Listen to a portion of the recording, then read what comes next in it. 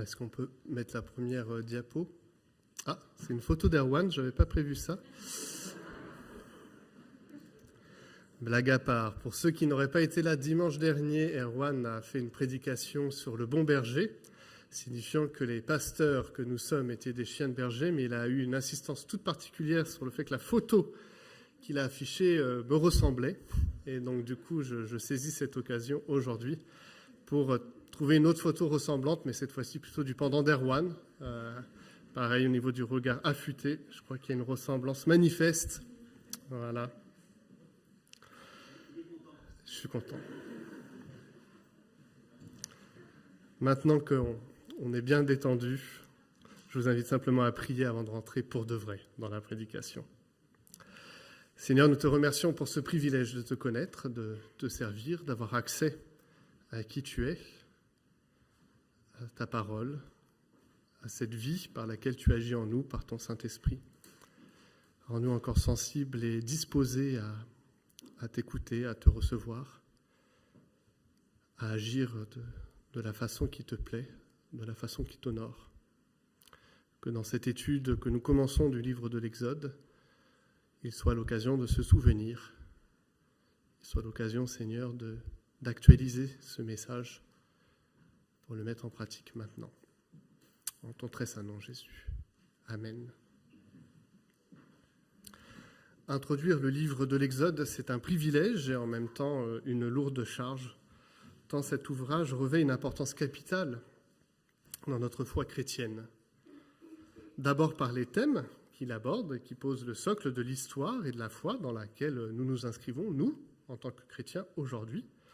La libération d'Israël, la fidélité et la présence de Dieu au milieu de ce peuple avec le tabernacle, la mise en place de l'alliance mosaïque avec l'établissement de la loi, tout ça, ce sont des événements très fondateurs de la vie du peuple d'Israël et après dans sa correspondance dans le Nouveau Testament. Ensuite, justement par sa portée dans le Nouveau Testament, où l'Exode est cité abondamment par Jésus et les apôtres, et où les événements qu'il relate sont repris comme base de la compréhension de l'œuvre et du ministère de Jésus, ainsi que l'action du Père. Si on n'a pas lu l'Exode, si on n'a pas compris l'Exode, une grande partie des événements qui nous sont donnés dans le Nouveau Testament perdent une partie de leur sens. Approcher l'Exode, c'est donc contempler, je crois, un monument. Je ne sais pas si vous avez déjà eu l'occasion d'aller au Louvre ou dans un musée et de contempler une stèle ancienne où il est écrit tous les grands événements d'une période. C'est un peu ça, je crois, le livre de l'Exode. À une période donnée, il a été écrit des actes très importants qui fondent le peuple d'Israël et l'œuvre de Dieu dans l'histoire des êtres humains. Ça fait référence à quelque chose d'ancien, et donc il faut un effort pour se replonger dans le contexte dans lequel il a émergé. Mais c'est aussi un témoignage très actuel et qui nous enseigne à nous, chrétiens du XXIe siècle, qui est le Dieu que nous adorons et quels sont ses projets pour nous. Pour poser quelques éléments historiques, le livre de l'Exode se déroule quelques générations après que Joseph ait invité sa famille à fuir la famine en s'installant en Égypte. C'est la fin du livre de la Genèse. Le temps passant, cette petite famille de 70 personnes, ça c'est le chapitre 1er, au verset 5 du livre de l'Exode, est devenue, 2 versets plus tard, un peuple très nombreux, chapitre 1, verset 7. D'ailleurs, soit dit en passant, si vous voulez, vous pouvez déjà ouvrir vos Bibles au niveau de l'Exode, ce que je vais piocher dans ce texte. Je ne vais pas faire la lecture des 2 chapitres, ça serait beaucoup, mais je vais faire référence à un certain nombre de versets. On apprend également que les pharaons se sont également succédés et ont maintenant peur que ce peuple d'Hébreux revendique des droits que les Égyptiens ne seraient pas prêts à accepter et qu'ils se rebellent contre eux. Le dernier pharaon en date met alors différentes solutions en place et elles nous sont présentées dans le texte, toutes plus cruelles les unes que les autres. Il y a la mise en esclavage des Hébreux avec des corvées qui sont de plus en plus dures, puis la volonté de faire tuer tous leurs bébés mâles dès leur naissance. On voit en fait une progression dans ce chapitre 1er. La méfiance s'est ainsi transformée en haine tenace, avec la volonté d'un génocide contre ce peuple devenu trop important aux yeux du pharaon. Et c'est dans ce contexte terrible que va s'opérer l'œuvre de Dieu. Et désolé de vous décevoir ce matin, ça va être fait sans feu d'artifice. Loin de tout éclat, ça ne sera pas immédiat, ça prendra du temps, des années pour que les choses se mettent en place. Et vous savez quoi? C'est ce qui fait, à mes yeux, en tout cas, toute la beauté et tout l'enseignement de ce récit, des 2 premiers chapitres. On s'attend parfois, en tout cas, et c'est vrai pour moi, à des actions extraordinaires et instantanées dans nos vies ou dans la vie de l'Église. On peut avoir parfois cette envie qu'un ange vienne nous dire quelque chose, ou qu'une lumière brillante soit là et qu'une voix sorte de cette voix de cette lumière pour nous dire quelque chose que l'on attend. Et c'est une réelle possibilité que ça arrive. C'est pas commun, mais ça arrive. D'ailleurs, en fait, on va pouvoir le découvrir dans le livre de l'Exode. S'il y a bien un livre où il y a des miracles assez marquants, assez forts, c'est le livre de l'Exode. On se souvient tous des 10 plaies d'Égypte, de cette colonne de fumée qui avance devant le peuple. On peut imaginer, ça doit être assez impressionnant. On peut imaginer la mer qui s'ouvre en deux. Ça, c'est des choses marquantes. On peut aussi imaginer ce rocher, on tape dedans et de l'eau qui en sort. Tout ça, ça ouvre notre imagination et c'est des éléments marquants. Donc tout ça, on va le découvrir dans le livre de l'Exode. Des interventions directes de Dieu. Mais là, dans ces 2 premiers chapitres, ça va être un peu moins significatif, un peu moins mis en valeur. Ça va être autrement. Revenons à ces actes directs. J'imagine que si vous avez déjà quelques années de vie chrétienne, vous pouvez vous souvenir d'une action très marquante du Seigneur à un moment précis, dans une situation particulière de votre vie. Mais si on arrive à s'en souvenir, c'est justement parce que c'est marquant et finalement très ponctuel. Il est bien plus dur de discerner dans chaque événement et petite chose isolée de nos vies la main de Dieu. De trouver sa présence dans les décisions ou dans le courage de personnes ordinaires, dans l'agir de nos propres vies. Il est plus dur de reconnaître la réalisation de ces promesses quand elles s'opèrent sur un temps long que sur un instant T. Quand une promesse s'opère par des intermédiaires, par le concours d'agents humains, nous quoi, plutôt que par son action directe. Et pourtant, si on y réfléchit dans un cas comme dans l'autre, la promesse, elle est bien accomplie. Et c'est exactement de cette façon que Dieu va mettre en place son plan pour sauver son peuple et lui offrir la liberté. On peut passer sur la slide suivante. Ça va être un rappel dans ces premiers chapitres, même si je l'ai déjà un petit peu dit, mais on va aller un peu plus en avant, qu'une promesse qui est faite, ça peut être long à s'accomplir, ça peut être très long à se réaliser. Et c'est très vrai dans la Bible. Par une phrase bien placée, qu'on a déjà vue au chapitre 1, verset 5, l'auteur inspiré vient poser la réalisation d'une première promesse qui avait déjà été définie lors de l'alliance à Adam et Ève, puis à Noé, ensuite à Abraham et à son fils Isaac, et enfin à Jacob. Ils se multiplieront pour former un peuple nombreux. Et c'est qu'un seul verset en fait. Et pourtant, dans ce verset, c'est la réalisation d'une promesse qui était déjà faite de longue date, d'une manière très particulière auprès d'Abraham. L'Éternel a donc accompli sa promesse durant le séjour du peuple d'Israël en Égypte. Ils n'ont pas été confinés, je ne sais pas si on peut encore utiliser ce mot aujourd'hui, au pays de Goshen, mais ils habitent, nous dit le texte, partout dans le pays. Lors de la sortie d'Égypte, un peu plus tard, dans le livre de l'Exode, on dénombrera 600 000 hommes, sans les femmes et les enfants. Alors on peut effectivement se dire qu'ils se sont multipliés parce qu'ils étaient partis de 70 et on est arrivé à ce chiffre-là. Et c'est extraordinaire quand on sait combien la vie était difficile à l'époque, et encore plus sous la servitude égyptienne. Si on calcule le nombre d'enfants qu'il y a dû avoir par femme, ça donne le vertige. En tout cas, moi, en tant que père d'un 3e enfant, ça m'a beaucoup donné le vertige. Et j'étais très content de ne pas être dans cette promesse-là spécifique et qu'il soit donné aujourd'hui une interprétation plus spirituelle. En tout cas, c'est la réalisation d'une promesse et elle est dite, elle est signifiée par juste quelques mots dans un verset. Mais c'est aussi dit qu'il y a dû y avoir un certain nombre de générations pour que ça s'opère. Est-ce que même le peuple d'Israël avait conscience à cet instant que la promesse était réalisée. La réalisation de l'engagement divin auprès d'Israël a posé un autre problème. Un problème à l'Égypte, nous l'avons lu, et l'auteur nous dit alors, à la fin du chapitre 2, à partir du verset 23, je ne sais pas si on peut afficher, « Longtemps après, le roi d'Égypte mourut. Les Israélites gémissaient du fond de l'esclavage, ils poussaient des cris, leurs appels montèrent du fond de l'esclavage jusqu'à Dieu. Dieu entendit leurs gémissements et se souvint de son alliance avec Abraham, Isaac et Jacob. » Donc on rentre à nouveau dans cette histoire qui est longue déjà. Dieu vit les Israélites et il comprit leur situation. L'Éternel n'avait pas que fait la promesse de multiplier son peuple. Il avait aussi signifié son engagement d'en prendre soin et de lui donner un pays qui serait le sien, un pays où il pourrait s'épanouir, se développer et devenir une lumière pour les autres nations.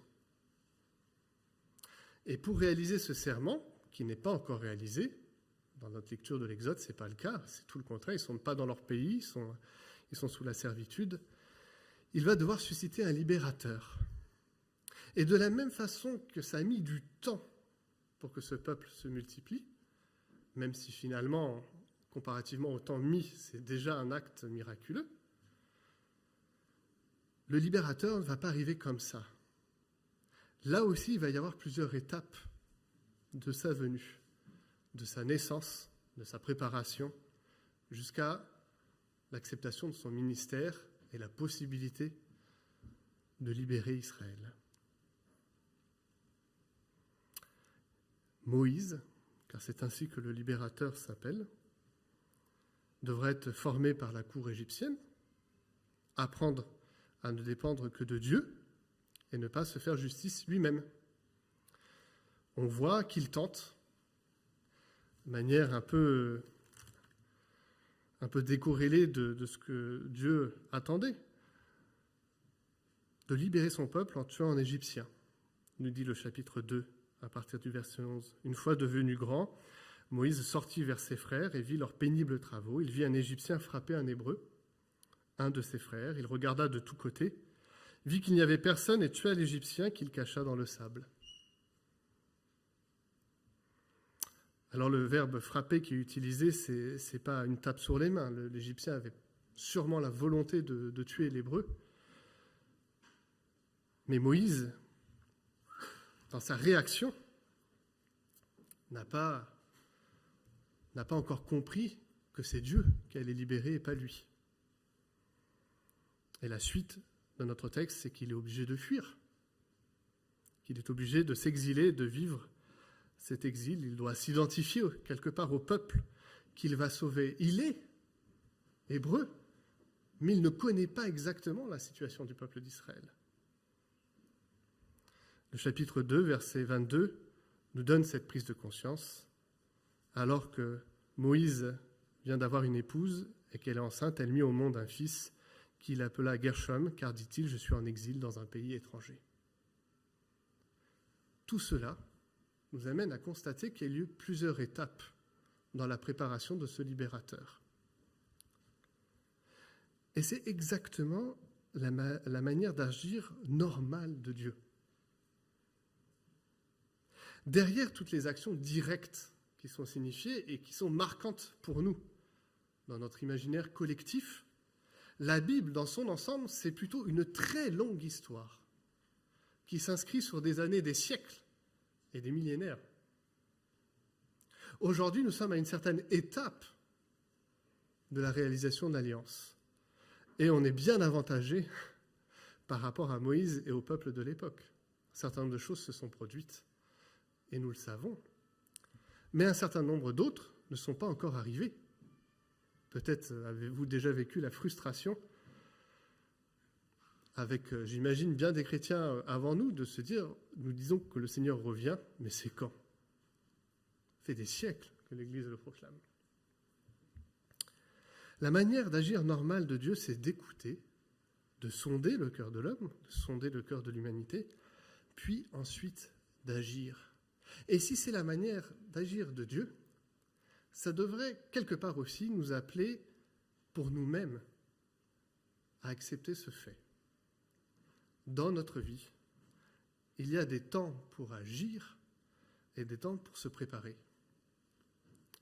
Alors Erwan, la semaine précédente, parlait du ministère pastoral et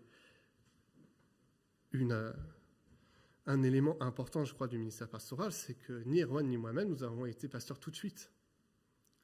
Il y a eu plusieurs années de théologie, de stage, et même dans l'exercice de la vocation, il y a eu un certain nombre d'apprentissages. On ne fait pas de la même manière ses premiers obsèques, son premier mariage, bénédiction de mariage, et ensuite on apprend un certain nombre de choses. On ne baptise pas de la même façon la première fois.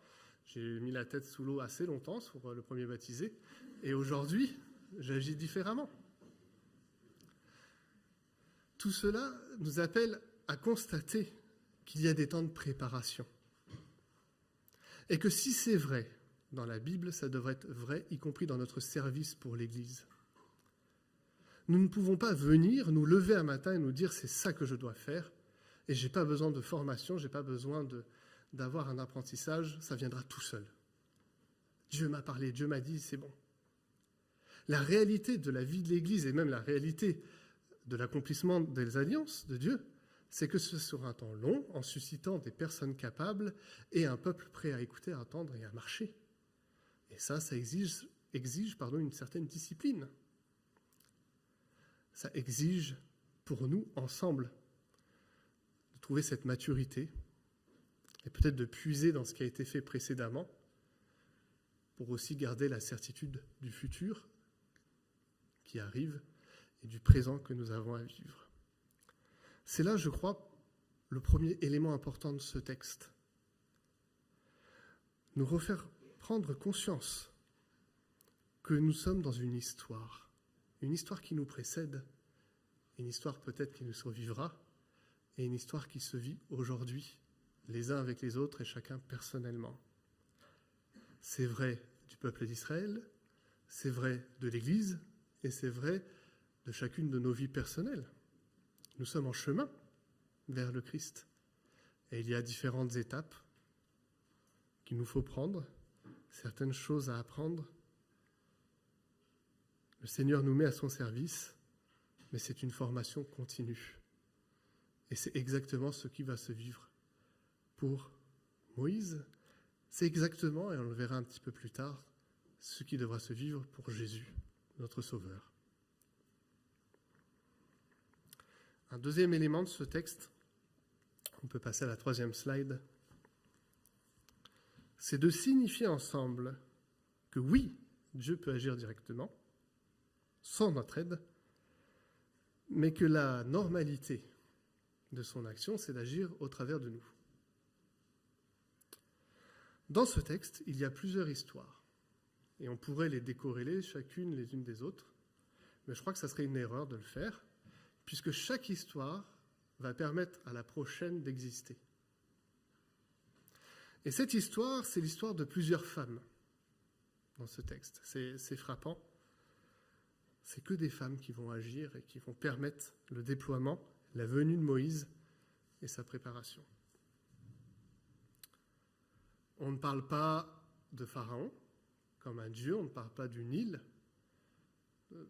comme un dieu, on parle simplement de femmes qui ont agi, chacune avec peut-être, je ne suis pas sûr et certain qu'elles avaient tous une foi dans le Dieu d'Israël, dans le Dieu biblique, mais en tout cas avec une façon d'agir qui procédait de la grâce commune, de faire le bien à des instants précis. Je vous invite à lire ces quelques histoires et de voir la correspondance les unes avec les autres. Première histoire, chapitre 1, verset 15. Le roi d'Égypte parla aux sages-femmes des Hébreux, l'une s'appelait Sifra et l'autre Pua. Il leur dit, « Quand vous aiderez les femmes des Hébreux à avoir leur enfant et que vous regarderez sur le siège d'accouchement, si c'est un garçon, faites-le mourir. Si c'est une fille, laissez-la vivre. » Mais les sages-femmes avaient la crainte de Dieu, elles ne firent pas ce que leur avait dit le roi d'Égypte. Elles laissèrent vivre les enfants. Le roi d'Égypte convoqua les sages-femmes et leur dit, « Pourquoi avez-vous agi et avez-vous laissé vivre les enfants ?» Les sages-femmes répondirent au Pharaon, « C'est que les femmes des Hébreux ne sont pas comme les Égyptiennes. Elles sont vigoureuses et accouchent avant l'arrivée de la sage-femme. » Alors je souris parce que je ne suis pas sûr que ça soit une réalité. Je ne suis pas sûr qu'il y avait une différence manifeste entre les femmes égyptiennes et les femmes des Hébreux. Mais en tout cas, il y avait une conscience pleine et entière pour ces sages-femmes. Alors, c'est sûrement des intendantes, hein, il n'y avait pas que 2 sages-femmes pour l'ensemble du peuple hébreu. Mais en tout cas, elles avaient pris sur elles de faire le bien. Et on ne sait pas, il y a plusieurs commentaires qui disent qu'elles sont égyptiennes et d'autres qu'elles sont issues des Hébreux, on n'en sait rien. Le prénom qui nous sont donnés a effectivement une connotation un peu hébraïque, mais on sait que dans l'Égypte, même un Égyptien pouvait avoir ce type de prénom-là. Ce qu'on sait simplement, c'est que par leur action, Moïse a pu voir le jour. Chapitre 2. Un homme de la famille de Lévi avait pris pour femme une Lévite. Cette femme fut enceinte et mit au monde un fils. Elle vit qu'il était beau. Ça, j'ai envie de vous dire, tout parent, quand il regarde son bébé, je pense qu'il considère qu'il est beau. Et elle le cacha pendant 3 mois. Lorsqu'elle ne put plus le garder caché, elle prit une caisse de jonc, qu'elle enduisit de bitume et de pois, puis elle y mit l'enfant et le déposa parmi les roseaux sur la rive du fleuve. Si les sages-femmes n'avaient pas agi de cette façon, Moïse n'aurait pas été. Puis si la mère n'avait pas eu le courage de préparer ce petit berceau et de le déposer avec foi sur le fleuve, Moïse n'aurait pas pu grandir. Les sages-femmes, la mère, la sœur de l'enfant, verset 4, se posta à une certaine distance pour savoir ce qui lui arriverait. Elle regarde, elle voit la fille du Pharaon.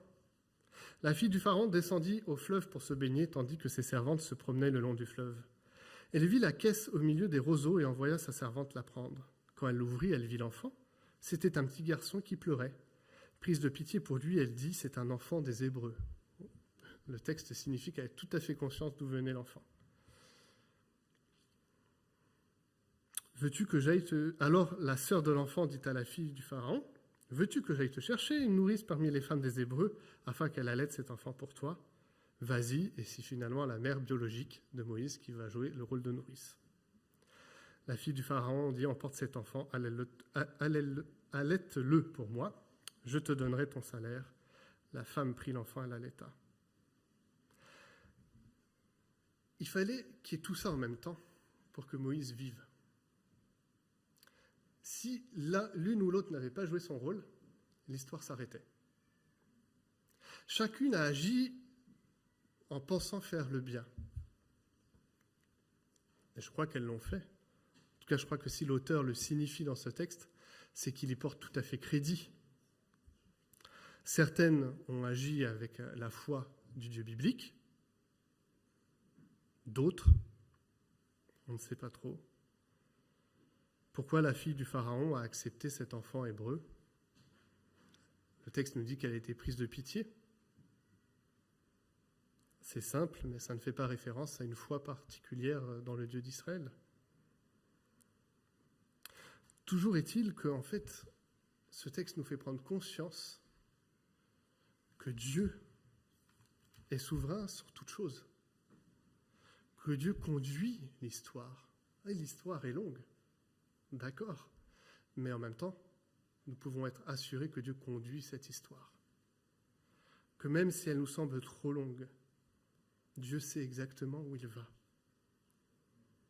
Et qu'il nous demande de faire partie de cette histoire. Que nous avons un rôle à jouer. L'auteur reconnaît à chacune de ces femmes leurs qualités et leur cœur droit, mais l'ensemble manifeste la providence de l'Éternel sur toute chose. Chacune a indépendamment fait ce qui est juste, mais chacune de leurs actions, mis bout à bout, a permis au peuple d'Israël d'être délivré. Je le redis, nous avons chacun notre part à faire et à agir. On ne peut pas se cacher derrière l'intervention de Dieu et dire, ben voilà, je ne vais pas faire et Dieu saura intervenir de la façon la plus parfaite. Impossible de se dédouaner, car le moyen privilégié qu'il a choisi d'intervenir, c'est nous. On peut se souvenir de cette parole de l'apôtre Paul en Romains 8, verset 28. Nous savons en outre que Dieu fait concourir, je crois que le mot important, fait concourir toutes choses au bien de ceux qu'il aime, de ceux qui ont été appelés conformément au plan divin. Aujourd'hui, nous pouvons prendre conscience en tant qu'Église, mais chacun personnellement, que nous faisons partie de la grande histoire de Dieu. C'est une partie des leçons d'ailleurs qu'on va faire au Club Découverte. Faire prendre conscience aux enfants qui font partie de la grande histoire de Dieu. Mais ça peut être bien pour nous adultes de se souvenir, de ne pas oublier. Parce que c'est ce qui ancre notre espérance et notre foi. C'est ce qui ancre notre agir aujourd'hui. Comme le dit le commentateur Cole dans son commentaire de l'Exode, c'est dans le fait que Dieu se souvienne de son alliance avec les pères que l'on peut souligner la continuité de la révélation et de la relation que Dieu établit avec l'homme. Cela souligne également le caractère historique de la foi d'Israël, qui n'est pas une philosophie, un mysticisme, une initiation, ou une religion basée sur le sentiment. C'est une religion basée sur les faits. On peut nier des interprétations, mais pas les faits. C'est le souvenir des actes salvateurs de Dieu que toute notre foi, sur laquelle toute notre foi est fondée. C'est dans ce souvenir que l'on peut lire le Nouveau Testament et la venue de Jésus-Christ, comme un nouvel exode et la réalisation de son alliance envers nous. Le Fils de Dieu est venu parmi les hommes par une action extraordinaire, la mise enceinte de Marie, mais en fait après il y a eu 9 mois de gestation, il y a eu la naissance de Jésus, et il y a eu la préparation de Jésus pendant 30 années. Les évangiles nous disent de manière très très sporadique ce qui s'est passé avant. C'est à partir de ces 30 ans qu'il est prêt. Et j'aime à penser que pendant 30 ans, il nous a observés en fait. Il a regardé qui nous étions dans son incarnation. Il a vu ce dont nous avions besoin et il était prêt à ces 30 ans à répondre à cet appel, à cette vocation de libération qu'il avait pour l'humanité. Le texte fait un parallèle frappant. L'amour de sa mère l'a sauvé. L'amour de Marie a sauvé Jésus lorsqu'elle a fui avec Joseph en Égypte. D'ailleurs, quelle ironie, hein, entre le texte d'Exode et ce texte-là du Nouveau Testament. Lui, Moïse a dû fuir hors d'Égypte, et Marie, avec Joseph et Jésus, ont trouvé en Égypte le lieu où se cacher. Je l'ai dit, il a été préparé pour son ministère, et lorsqu'il s'est mis en action, il a su toucher exactement le point. La notion du péché dans nos vies, de réconciliation et d'adoption. La main tendue qu'il a eue auprès de ces hommes et de ces femmes qui en avaient besoin. Ça s'est inscrit dans une histoire. Et malheureusement pour moi et malheureusement pour nous, on n'a pas eu le privilège de voir en action encore Jésus agir, mais on sait de source sûre que c'est comme ça que les choses se sont passées. C'est historiquement vérifiable. Par son ministère, sa mort et sa résurrection, il s'est acquis un peuple très nombreux qui dépasse le peuple d'Israël, qui va de Jérusalem jusqu'aux confins du monde, nous dit le livre des Actes. C'est parce que nous comprenons le livre de l'Exode qu'on peut comprendre la manière dont Dieu, en Jésus-Christ, a agi. C'est parce que nous rentrons dans cette histoire, que nous en faisons partie, que nous pouvons comprendre. C'est parce que promesses et accomplissements ne sont pas que des mots dans la bouche de Dieu, mais des actes et des faits, que nous sommes certains qu'il réalisera toutes ces promesses. Si tout nous démontre qu'il l'a fait précédemment, ce sont à chaque fois des jalons posés. On peut mettre la toute dernière slide avec ce pont et les différents fondements. C'est ce qui nous permet en fait de marcher sur ce pont et d'aller vers le royaume. Parce que c'est ancré, parce que c'est signifié dans l'histoire des hommes. Je pense que c'est pour ça que nous sommes aujourd'hui présents ce matin. C'est ce qui fait notre foi. C'est ce qui réalise également la compréhension que nous sommes intégrés de manière active à la réalisation de ces plans. Chacun à sa mesure et chacun selon les bonnes œuvres qu'il a préparées d'avance pour nous. C'est accepter enfin, peut-être difficile, mais il faut le faire, c'est accepter peut-être de ne pas voir l'accomplissement de certaines promesses de notre vivant, mais avoir la certitude de leur prochaine réalisation. Tout cela, c'est la foi que nous proclamons. Et dans ce livre de l'Exode, dans ses premiers chapitres, l'auteur, l'Éternel, pose quelques jalons, pose quelques piliers sur lesquels repose notre foi. Alors que nous allons vers la Sainte Seine, dans ce souvenir, dans cette espérance future, mais aussi dans l'opportunité de vivre notre foi aujourd'hui, nous pouvons nous considérer chanceux, nous considérer adoptés par le Christ ressuscité et en mouvement vers lui. Je vous invite simplement à prendre quelques instants de silence. Je pourrais conclure par une prière et je laisserai Erwan animer le temps de la Sainte Seine.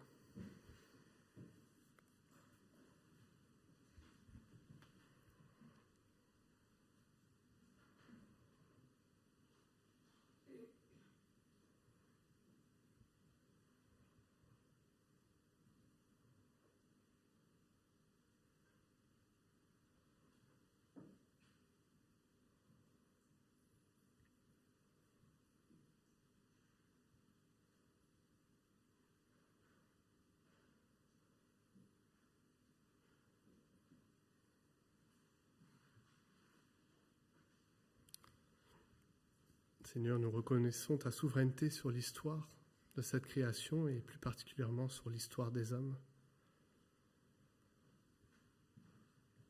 Ta fidélité, ta présence à chaque instant, à chaque moment. Ta direction, Seigneur, ton alliance conclue avec nous, manifestée par Moïse, et signifié de manière complète et totale en Jésus-Christ. Merci parce que dans ce texte de l'Exode se ramasse toute cette histoire que tu développes. La possibilité pour des étrangers d'accéder à toi. Ces sages-femmes égyptiennes qui ont fait le bien par crainte de toi. Cette possibilité aussi, Seigneur, dans notre faire et dans notre action, d'avoir une part à la venue de ton royaume, à la réalisation de tes promesses.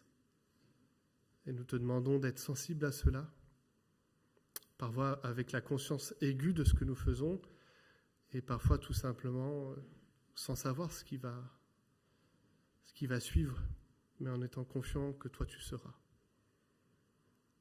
Seigneur, en tant qu'Église, nous avançons ensemble. Nous voulons agir en ton nom. Individuellement reconnaître ta main dans nos vies, dans l'ordinaire de notre existence et parfois aussi dans l'extraordinaire. Nous voulons marcher vers toi. Nous voulons aller vers notre libérateur, notre sauveur. Dans l'attente de ton retour, accorde-nous ta patience. En ton Saint-Nom, Jésus. Amen.